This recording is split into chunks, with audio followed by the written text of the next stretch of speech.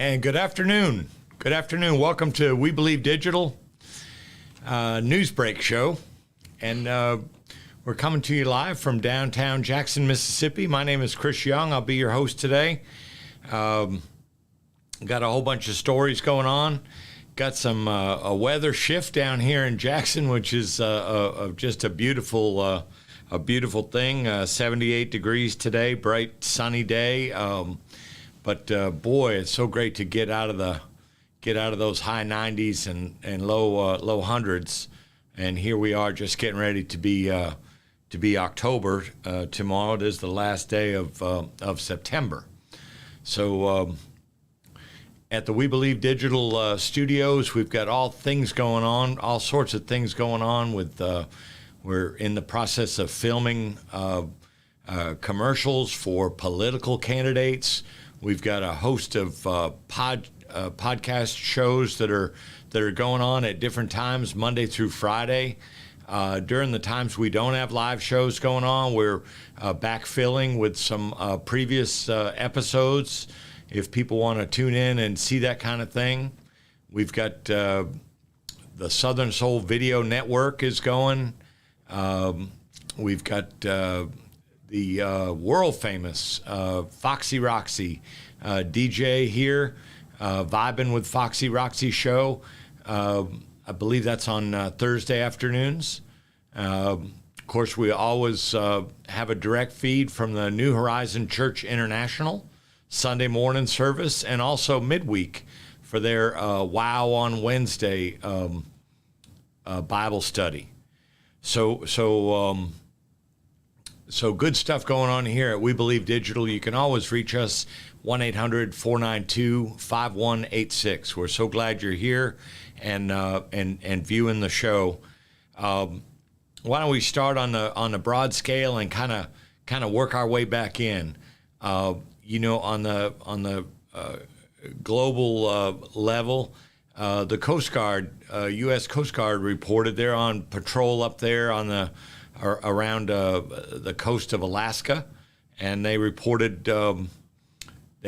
seeing two Chinese ships, one of which was a warship, along with four Russian ships, all warships that were steaming or sailing in formation. So China and Russia working together, military operations, kind of what they call presence operations, where they just want other people to know that they're there and they can go there and, do what they want. It was outside the territorial waters of the United States, so there's nothing, untoward about that, but this is not the kind of thing that we see every day. So, they never do that kind of stuff by accident. There's always a reason for that. So just a little heads up to you that that's going on out there. The huge national story right now, of course, is Hurricane Ian. It made landfall in Florida the night before last, devastating, the afternoon before last, a devastating damage in southwestern Florida. People are saying that it's basically the biggest storm of the past decade. There's lots of different estimates about the damage. I'm not sure how those people figure that out so quickly, but I heard a number said this morning by a financial guy on the CNBC station that over $100 billion worth of damage. So interesting to see how that pans out, and interesting to see also with the whole concept of hurricane insurance. Some people have the insurance, some people don't have the insurance. What gets rebuilt, what doesn't get rebuilt. There's a whole lot going on to that, and but it's been a lethal storm already. Supposedly, the most recent report I heard was 14 people dead in Florida from the hurricane, from the storm surge, and the hurricane winds, etc. over 700 people rescued down in Florida that might have found their demise had they not been rescued by ordinary folks and first responders alike. So, and then the storm just cut across Florida, made its way back out into the Atlantic again as a tropical depression, after hitting Florida at almost a Cat 5, the highest we have on the scale. And now it's regained strength and is back up to a Category 1 storm, Category 1 hurricane, and is just about to make landfall. It could be happening now, could be happening within the next hour, making landfall, and it appears to be somewhere between probably more closer to Charleston, South Carolina, but somewhere between Charleston and Myrtle Beach for sure. So we'll see how that how that goes. And then it looks like the tracks, it's just sending it a bit west through South Carolina and then through the interior of North Carolina a bit. So lots of people having their lives absolutely changed by this Hurricane Ian, lethal storm, loss of life, and immense property damage. I saw one guy on one of the cable shows early this morning, and he could barely speak about it, but he said he literally watched his whole home disappear, everything that was in it, and the whole home just gone. So really, really devastating. So we'll be keeping an eye on that for sure. I don't think I mentioned it on our last show on Wednesday, but Leonard Pitts Jr., he's a columnist, and he's been working. He's a African-American columnist that's been working for upwards of 30 years and has had a column with the Miami Herald for decades now, is deciding to retire. There's something about Leonard Pitts and the way he writes. He really just forces the reader to see things, that they just maybe not seeing previously, and speaks so much truth to power, and does it in such a way that you just, I can't imagine. I mean, it's very helpful to me over the years. I've sent emails to him so many times, and one time I got a reply back, but obviously he must get hundreds of emails a day or every time he puts a story out. But I'll certainly miss seeing him, his columns on a regular basis. There was been some talk about maybe he might move into writing books or something like that. But we certainly appreciate you, Leonard Pitts Jr., for your years of speaking truth to power and help us understand all the things about this country that are so easy to see for so many people, but so baffling to others. And you writers help us along the way with that kind of thing, and we really appreciate Leonard Pitts. So as we make our way down the lineup that I have here for today, talk for a minute about James Meredith. 60 years ago today, after repeated denials, James Meredith was enrolled in the University of Mississippi. He's 89 years old. I saw him just the other day at an event over at the two museums, him and his wife, Judy. He was once a guest here in the We Believe studios, probably maybe 3 to 4 months ago. You could search our archives to find that episode. It was a very fruitful episode. He was full of character that day, and the way he characterized himself, but I'm not going to spill the beans. I'll let you search for it and take a look at it, and that way you can enjoy the whole thing in context. But a remarkable man. amazing riots taking place up there at the University of Mississippi 60 years ago today. People were shot at. 2 people died. All for the one big reason. James Meredith is black, and they didn't want him enrolling in the University of Mississippi. In fact, the former governor, Ross Barnett, personally assumed the role of registrar to make sure that James Meredith was denied admission. And man, oh man, that's really something, And it took in order to, and of course, Mr. Meredith was shot and wounded in the midst of all this, and then on a march that he made later from University of Mississippi down to Jackson, was shot at by a white supremacist, was hit, taken off the march route, taken to a hospital, got treatment. I believe it was the following day or the day after that, he joined back up with the march and kept right on going. So really a powerful man. Only got into the University of Mississippi when federal marshals showed up to escort him into the school for enrollment, and at the direction of then U.S. Attorney General Robert Kennedy.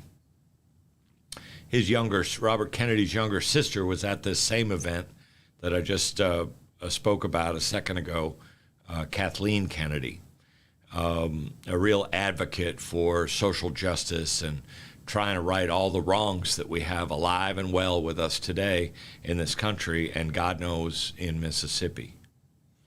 But James Meredith says he's on a mission, and at 89 years old, he's not stopping. And I'll give you a little quote that he gave the other day at an event up at Ole Miss. My mission is to continue opening doors to eradicate racism in the state of Mississippi by showing that black and white people can live together in harmony with the love of Jesus Christ. So that's his mission, and he's got lots more planned, and he's grateful for every day he has. If you ever get a chance to meet him, he will not strike you as an 89-year-old man, certainly. Full of life and vim and vinegar, and ready to do battle. James Meredith. So we wish him well, and we thank him for his courage and determination. He said he felt like he was ordained by God to go to Ole Miss to break that color barrier so that others could follow behind him. And what a beautiful thing that is. That was 1962, and which was, by the way, the same year I was born, and it was in I believe it was in 1964 or 65 when Judge Reuben V. Anderson went to the University of Mississippi Law School, and one other African American had gone in there before him, but apparently had not finished. Judge Anderson did graduate, and actually it was the very first African American in Mississippi. And of course, he went on to have many, many other firsts in his distinguished career. And he's told me recently he's planning on retiring next month, or in October. He's planning on retiring. But he's just so involved in the community and the state, different boards and committees and so forth, very active. And again, had James Meredith not made it through in 1962, who knows? Maybe Judge Anderson wouldn't have made it into law school at Ole Miss just a few years after that. So we're very grateful for that. I think we got about another minute until we hit a commercial break here.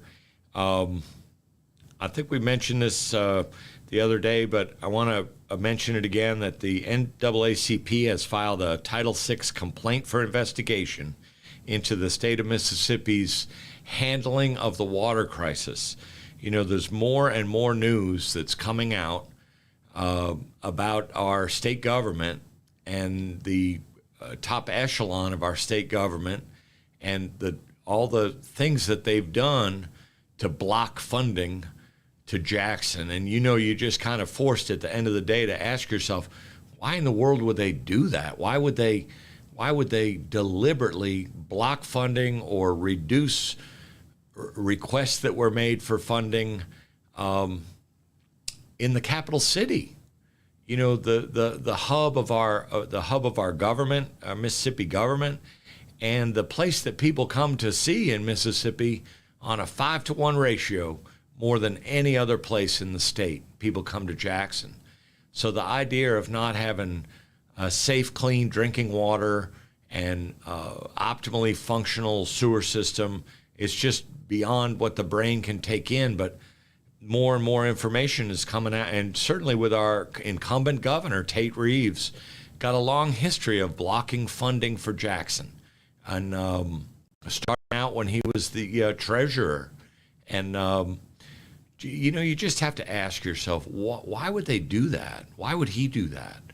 And I don't know. I don't have to pause on it very long anymore. I feel like I've been here long enough and seen with my own eyes, that there's just a hatred for any form of advancement for African American people or people of color, and even for poor people. Sort of this maligned attitude that why don't you just lift yourself up by your bootstraps, and almost like almost as if everybody has a level playing field in Mississippi. It's just laughable. It's laughable right up until the time you start crying about it, because it's sinful, and it's horrible, and it resides right there right now in the governor's mansion. It's a very sad thing. So we'll take a couple of commercial breaks now and be back with you shortly. Thank you. Let's read and learn together. Meet Mason. Written by Sherry Tate. Illustrated by David. Mason is a young, inspired learner. Walk with him as he uses his 5 senses to explore the world around him. Your young one can learn to identify shapes, numbers, letters, and more with Meet Mason. Available now on Amazon.com.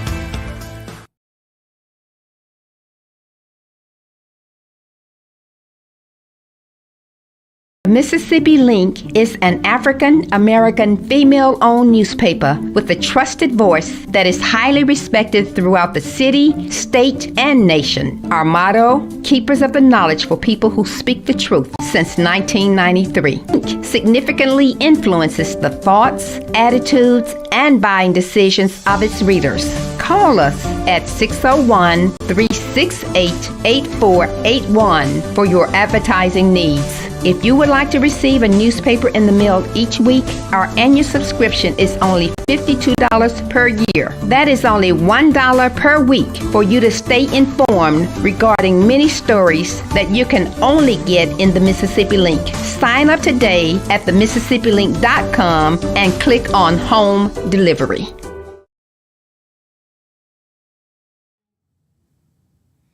And welcome back to We Believe Digital Newsbreak. Glad you're joining us this afternoon. We've been talking about a host of issues before the break, and at the break I was reminded again about the Meet Mason book. I have 2 copies at home, and I know exactly where they're being sent to. I might wait till Christmas. I might send them earlier for a couple of little people that live in my circle that live in other states. I also spoke with you can get Meet Mason on Amazon for $12, and I spoke with Miss Prim a couple days ago down on Fair Street at Marshall's Books, and she's going to look into maybe getting some copies there. It's a delightful little book. I've thumbed through it. It's a great little book, and I hope you get a chance to get a hold of that book for the young inquisitive boys and girls in your life. Meet Mason, really nice piece of work by Pastor Sherry Tate and a partner of hers in putting the book together. You know, there was some a committee meeting held on the at the Capitol a few days ago, and this was Lieutenant Governor Hausman. You know, once the Roe decision came down, these top three people, definitely, you know, Hausman and Speaker Gunn, you know, they said they were going to have meetings, committees, form committees, what have you, you know, about the culture of life in Mississippi. And anyway, so a few days ago, Lieutenant Governor Hausman convened a committee, a Women, Children, and Families committee meeting, and lots of people showed up over there. Lots of community organizations, social justice groups, et cetera, et cetera. It was very well attended. Not sure what the outcome will be of that. But, you know, the current state health director, Dr. Edney, says, was there at the meeting, you know, and he said that Mississippi is 50th in healthcare. And he said we're 50th by a mile. He said, you know, if there were 60 rankings, we'd be 60th. And boy, that's what a you know, it's a disheartening thing to know. We've known that for some time now. However, to have a new health director, Caucasian, just like they seem to always be, but he's speaking out about it, and also speaking out about the fact that you know, the system in Mississippi is really not prepared for all these projected additional childbirths. So we'll see how that pans out. And yesterday, the CDC released a report. Now, if you're from Mississippi, I've got nothing to say to you, you know. But if by chance you're somewhere else and you know haven't heard about this, babies in Mississippi.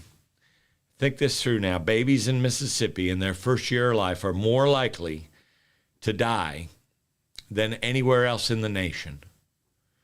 Just think about that for a minute. And then think about how the Attorney General and the Governor, Lieutenant Governor, and the Speaker of the House, they would like to speak to us about a culture of life in Mississippi. While you have the highest infant mortality rate in the nation, and this just didn't come up this year. This has been consistent for many, many years. And shock of all shocks, black babies twice as likely to die in Mississippi as white babies are. So think that through for a minute, and then remind yourself that your top echelon of leaders would like you to think that we have a culture of life in Mississippi.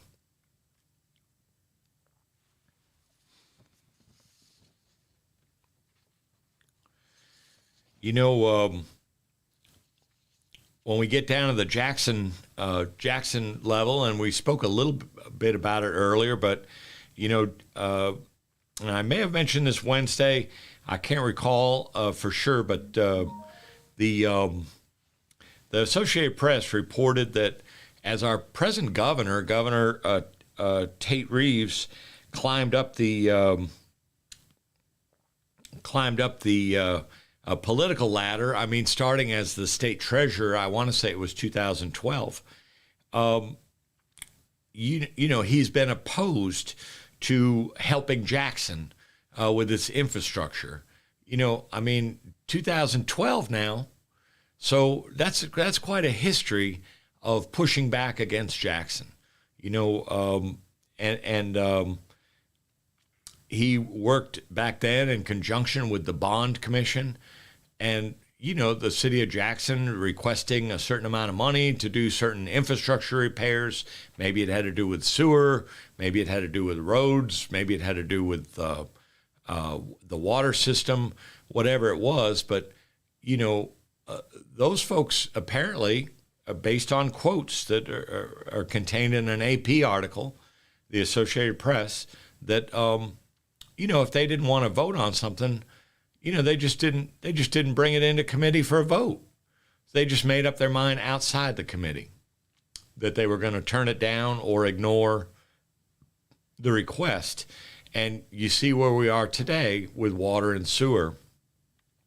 So this present governor that we have is not only, tied to this TANF scandal through this these fitness centers, these fitness boot camps that's been reported, but also has been deeply involved in pushing back against, the advancement and the fair and equitable treatment of the city of Jackson.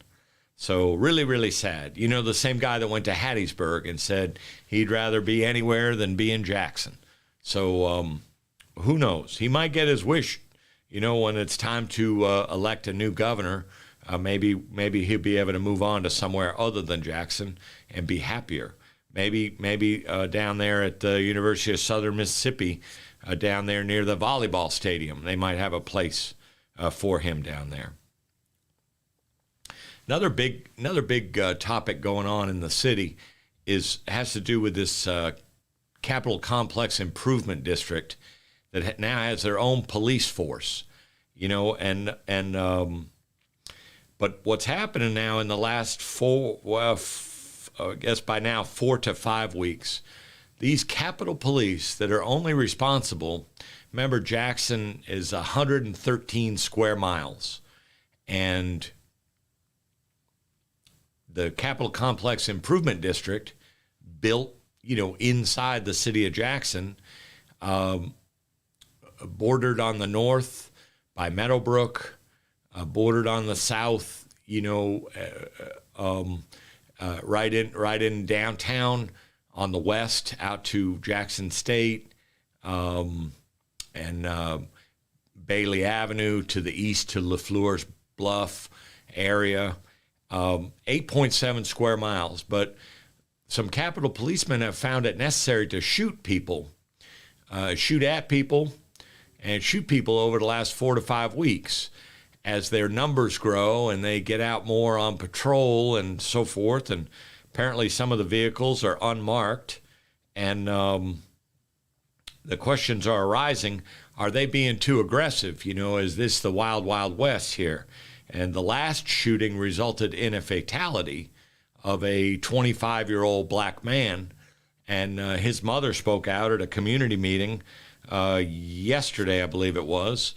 And it's just so sad to listen. I don't know what the, I don't know if he ran a red light or I don't know what the man did to deserve to die, but he died at the hands of Capitol Police.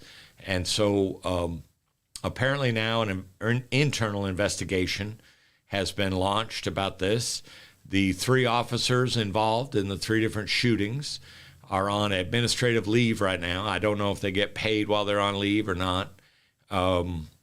And supposedly they're taking a closer look at this, and they're going to release their findings to our Attorney General, Lynn Fitch.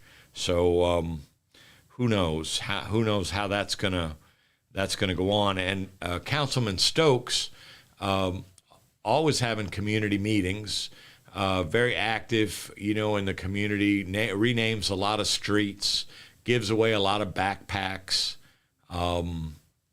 foods, hot dogs, and so forth. And he engineered a community meeting at New Hope Baptist Church over on Watkins, and apparently a lot of folks came out. There was a lot of law enforcement there. There was talk from the new Capitol Complex Improvement District Chief of Police, a guy by the name of Bo Lucky, and then the Commissioner of Safety, Sean Tyndall. And I just want to share with you what this guy said, because we talk all the time about how people speak in code, and, we got a code switch all the time to keep up with these different people, and what he says is, these incidents happen more in highly populated areas. So, okay, Jackson's the most highly populated area, in the state. He said, when you have certain aspects of the population, guess what that means? Certain aspects of the population that don't want to be policed and want to continue in their criminal enterprise. Once there is additional police presence and enforcement, their response can often be violence toward police. But see, what I noticed, we don't have any dead Capitol policemen, but we got a dead 25-year-old black man. You see how that works? So he's talking about things can move towards violence toward police officers, but it's the black man, 25 years old, that's dead, not the Capitol police officer. So I'm a little confused about that. He's saying if an officer feels threatened, they take certain actions. Is that some more code? Are they being too aggressive? With 3 police shootings in the last 5 weeks is the real question. And apparently there was a lot of talk about that. And, you have to give Councilman Stokes credit for getting people together. And again, I think he said at the onset, I wasn't at the meeting. I surely wish I could have been. But he said at the onset that who knows, by maybe coming together and get everybody to share their thinking and everything, we can increase our awareness and maybe prevent the next killing from happening. And boy, we're behind them, and we sure hope that can happen. And God knows the whole rest of the city government and the citizens of Jackson, the taxpayers of Jackson, the residents of Jackson feel the very same way. So we'll wrap it up for today, and thank you again for listening to us. Again, if you have any comments, questions, concern, would like to get in the house over here on Livingston Road and see the studio, meet our producer, our studio manager. Our doors are open to you. Give us a call at 1-800-492-5186. We'd love to have you stop by. We'd love to show you what we got going on. We got some beautiful plans for the future. We love to be advertising your products and services. Every time we go live with a show, we'd love to put your message out there. And we're working with several people to expand our advertisers now. The rates are very reasonable. We'd love to have you. So take good care of yourselves and each other out there, and stay safe till the next time we see you on Tuesday afternoon at 1:30.